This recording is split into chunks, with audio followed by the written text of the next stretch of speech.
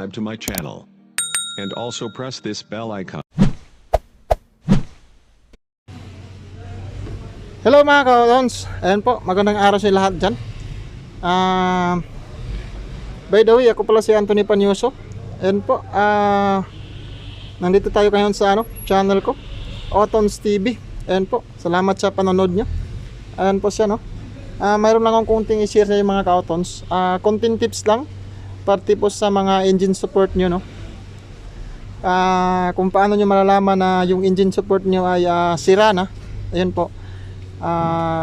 Importante po to sa mga sasakyan mga ka-Autons pag once na masira po yung mga engine support nyo, kasi once na may sira po yung engine support nyo, ito ay magkaroon po ng vibration, no? At saka mayroon pong tunog siya kahit hindi po yun palyado yung makina natin, pero may konting yanig po dun sa sa body niya once na ito ay sira po yung engine support. Ayan po, yung engine support po ito ng mga ka-Autons ay ito po. Itong type ng mga engine support nito mga ito. Yan po. Malalaman natin itong mga ka-Autons pag sira na mga ka-Autons, no.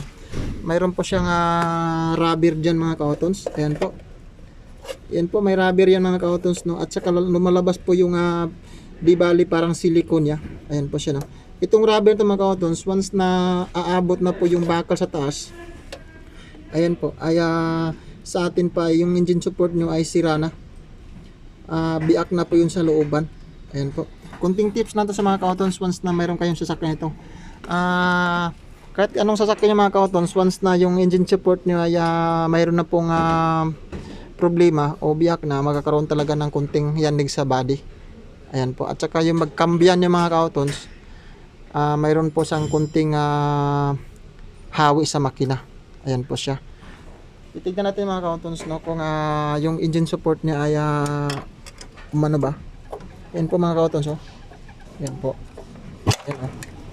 Sa atin pa yung engine support niya ay wasak na po yung niya. Nawasak na po yung rubber na, no. Ayan po.